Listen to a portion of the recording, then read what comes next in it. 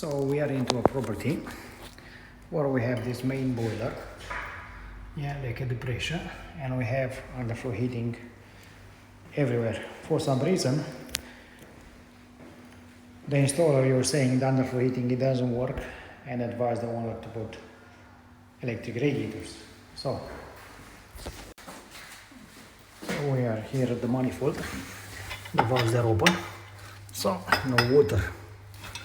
For some reason, they're connecting the rowing pipe. The pipes that are connected under the boiler, they don't come to the manifold. So look, all the electrical. So in here we have 4 pipes. Actually, we find the answer. Look, the underfloor heating is not connected. The pipes are cut off. So this is the installer. There's not much to look. Yeah, we'll make it. And we just connect back our boiler, and we did a bypass in there. And there you go.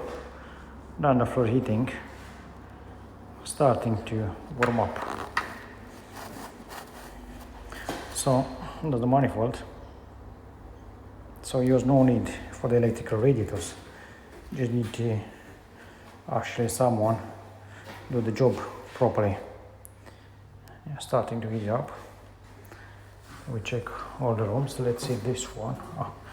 This one.